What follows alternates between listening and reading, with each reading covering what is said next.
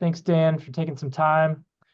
If you all would, please raise your hand for questions. The floor is open. Let's go to Phil Orban to start. Hey Dan, it feels like you guys kind of went to this off season with a plan. Obviously, I'm just wondering, looking back on the past few weeks, how close to that plan did you end up? Yeah, what's up, Phil? So yeah, I think I feel good about our execution. Our alignment and our plan in the building. I thought it was really good, the communication and just between myself, the defensive staff and the offensive staff, just kind of being on the same page with what we want from a player perspective. And then, having that plan and then myself along with Brant attacking that plan and executing. So feel really good about it. Now let's go to David Newton, followed by Joe Person. Hey Dan, how you doing down there? What's up, I wanted to David? ask you why trade Burns? Who initiated the talk with the Giants, and what was the market for him? Yeah, those are always, difficult conversations and decisions that you have to make from the seat that I'm in. We love Brian, the player he is, the person he is, but sometimes you got to make tough decisions and, salary cap along with draft capital that we got. We felt like it was, time to, pull the trigger and make a move. We felt like the timing was right. And those are always tough decisions, but, we had to make it and, we feel okay about it. And I want to follow a couple. Where do you guys stand with the Clowney right now?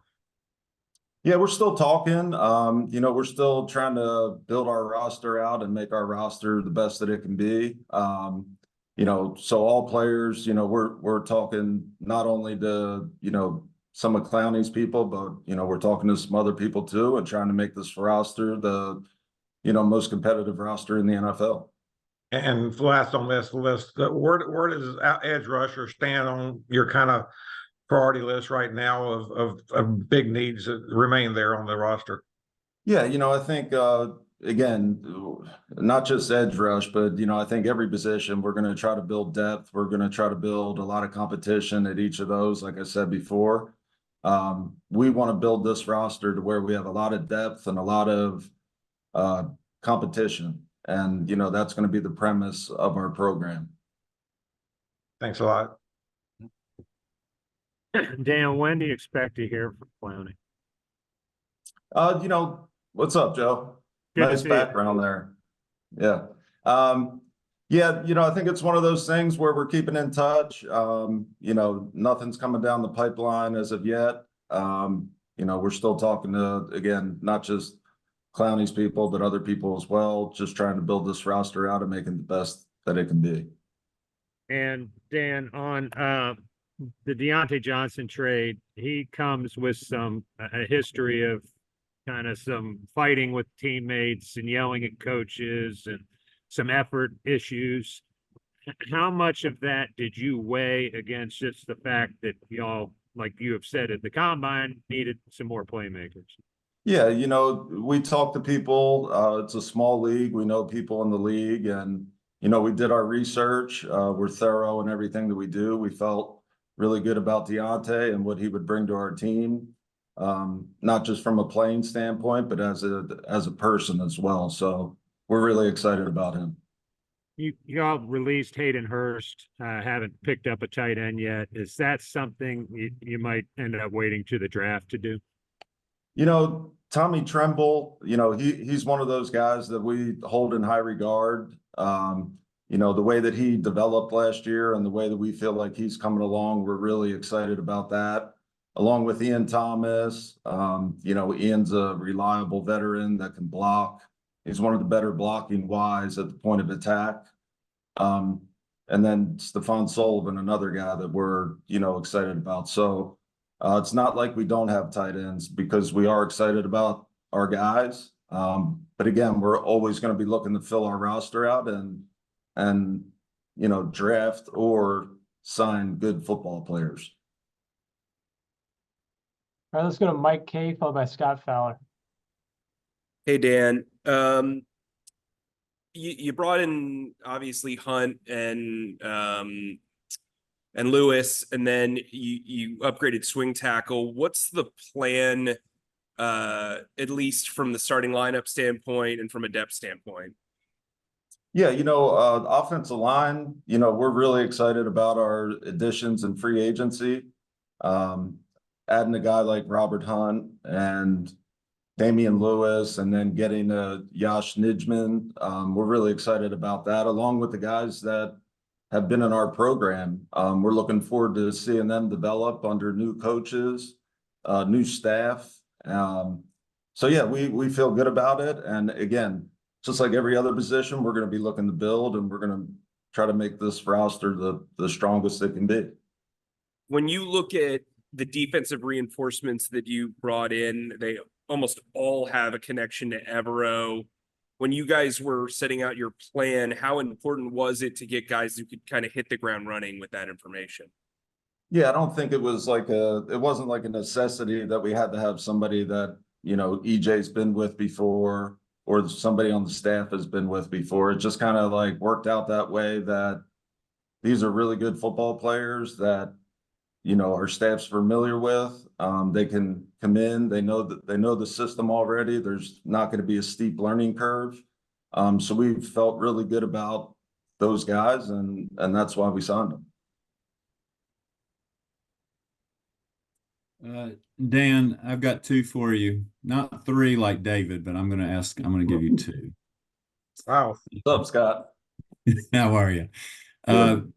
Okay, one at a time. First of all, back to Deontay Johnson for a minute. So, it sounds like from what you're saying, you're not concerned about this off-field stuff, which at least in Pittsburgh was heavily reported.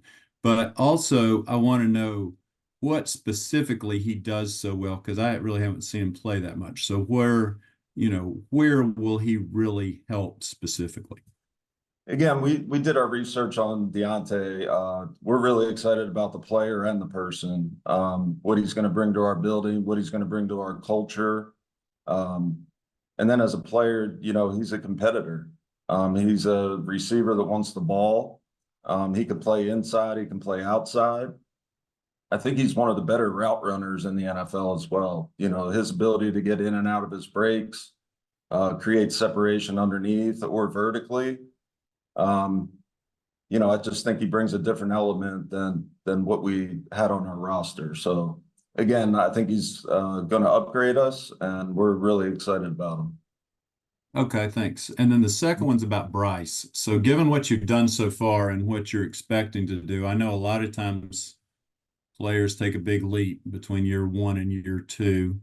I wonder if where you would be happy with, Dan, for Bryce Young to get to this season. Yeah, I think, we want Bryce Young to be the best version of himself, not try to be anybody else or live up to my expectations or anybody else's expectations, because the Bryce Young that I scouted in college and saw glimpses of last year, I know the type of player he is, but he's not going to do it all by himself. It takes all 11 guys and more to, execute this offense, and execute it at a high level, like I know that he can. So it's a team effort. All three phases, they all got to play together. It's not just going to be on Bryce. Everybody's got to play together, and that's what team football is about, and that's what we're going to be about. Thanks, Dan. Yeah. All right, let's go back to Joe Person and then followed by Phil Orban. Excuse me, Dan, do you have a decision yet on JC's fifth-year option? No, we haven't made a decision on that yet. We obviously think very highly of JC and the player that he is. I think he's one of the better corners in the NFL. He's had some unfortunate injuries that are kind of out of his hands, but we love JC and the player and the person that he is.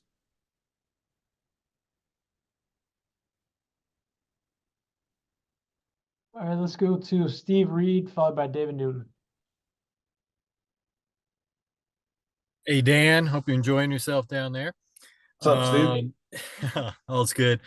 It seems like a big part of this offseason was upgrading that offensive line. What did you see last year that, just wasn't working? And how big of a step do you feel like you guys have taken forward now with, you invested a lot of money in two guys and brought in another. How much do you think you've improved there, and in what areas too? Yeah, I think it's not just about the offensive line, but I also think, bringing in Ashawn Robinson on the other side of the ball, we want to be able to dominate both sides of the ball at the line of scrimmage. And I think that's what it takes to win in this league. We didn't do that well enough last year on the offensive side of the ball, and bringing those two guys in, moving Corbett to center, adding those pieces. Obviously we love those guys and we feel good, but we got to go prove it on the field now. So.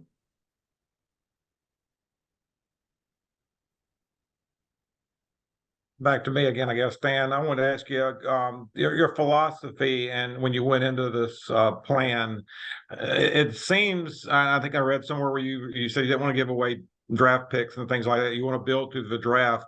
I know that's been a little different than what it's been the past few years. How is your plan different from what this plan's been here for the last few years trying to build a team? Yeah, I'm not gonna, compare myself to what's happened in the past. I can just tell you how it's gonna be moving forward.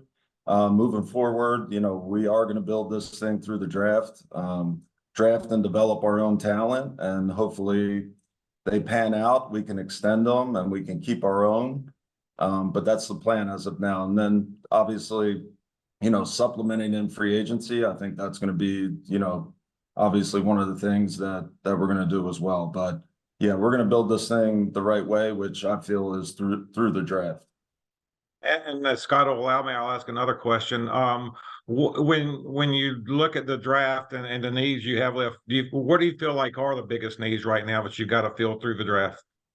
Well, obviously I'm not going to kind of give away what we're going to get, what we're going to look at 33 or 39 or whatever. But, I think, we will have that type of philosophy where we are going to draft the best players that are available on the board at the time. I think in terms of needs, we have a lot of needs to fill out. I think a lot of spots on the roster in terms of depth and just numbers that we have to fill out still. So we'll be aggressive in doing that. But again, I think when it comes to the draft, I think that you have to draft the best player available. Appreciate it. We got time for a few more. Let's go to Phil Orban, followed by Sheena Quick, and then Daryl Horwitz. Hey, Dan, one of the things Dave said was that gave him a little bit, I guess, of an advantage is he didn't have a history with the guys, kind of fresh eyes on the roster. You didn't have that same luxury. I'm curious how difficult those conversations were with guys like Brian, guys like Bradley, that you had to kind of see move on to different places. Yeah, it's always tough because it's a relationship business, and you develop really good relationships with these players, and they have to move on from some of the players. It's definitely tough. Dave definitely has the advantage in that sense, but hey, like we always talk about, like we got to do what's best for the Carolina Panthers, and we felt like those decisions were the best thing for the franchise at the time.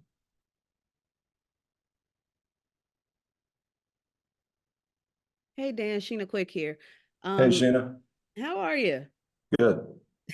So question that's kind of hanging in the balance there is, do you guys have a timetable for Derek Brown's extension? No, I'm not going to put any timetable on it. We have had some good discussions with his agent, but as of right now, we're working through that, and hopefully it ends up working out at the end, which I think it will. Thanks.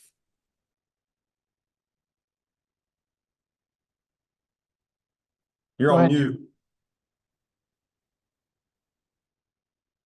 Sorry. Hey, you've done a lot of work to help Bryce Young last year.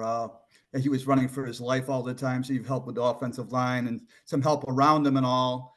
But I mean, part of the situation is, I know it was talked about when he was drafted. I actually asked a question about how his size was an advantage for him, but what can you guys do, you think, to help get him more lanes or more passing lanes to be able to see better, to be able to maneuver behind center and make some progress passing the ball this year?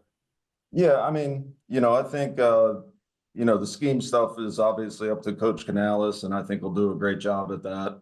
I think bringing the guards in and moving Corbett to center, I think it obviously builds a wall up front that hopefully Bryce can step up and, have some clear throwing lanes. So I'm optimistic about that. I'm excited about that. Scheme along with some new personnel, and we'll continue adding pieces that Bryce will keep developing and turn out to be who we know he is. Any more questions for Dan? All right, thanks, Dan. All right, thanks, guys.